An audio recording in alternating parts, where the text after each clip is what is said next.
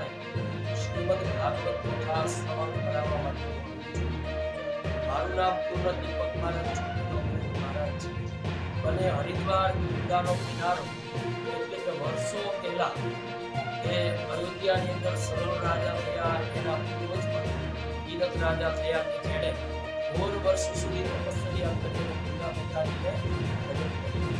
વર્ષો પછી બ્રહ્માજીએ અહીંયા અનેક પ્રકારના યજ્ઞો કર્યા. હરકી પૂરી છે, ગંગાજીની મહાઆરતી પણ થાય છે.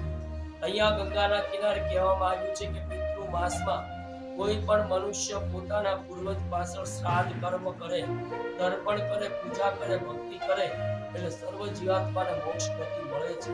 એના માટે એક પૌરાણિક કથા છે કે પારધી આખી જિંદગી પાપ કર્યું છતાં પણ એ મૃત્યુ પામ્યો. એના શરીરના હાડકા અસ્થિઓ એ કાગડો અને બાજ મુખમાં લઈને આકાશમાં ઉડે છે.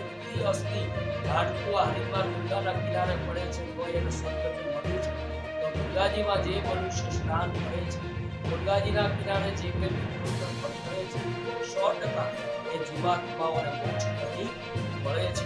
હરિદ્વાર એટલે ગંગાના કિનારે ભગવાનનું ભજન કરવાનું, ભક્તિ કરવાનું, જપ તપ અનુષ્ઠાન કરવાનું સ્થાન છે.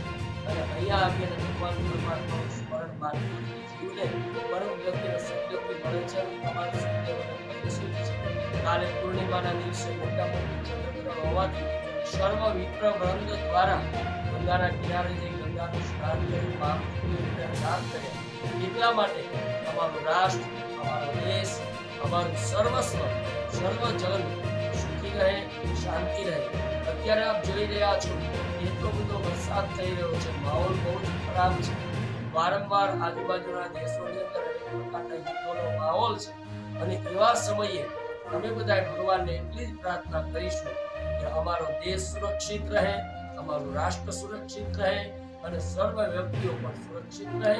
એ સાથે ગંગા મૈયાને પ્રાર્થના, હરિદ્વાર ક્ષેત્રમાં જેટલા લોકો ભગવાનનું સ્મરણ કરે, ગંગામાં સ્નાન કરે, સર્વનું પરમાત્મા કલ્યાણ કરે એવો ઉદ્દેશ્ય લઈ અને અમે ગુજરાતથી હરિદ્વારમાં દર વર્ષે 4-5 વાર આવીએ છીએ. અમારો દેશ સુરક્ષિત રહે.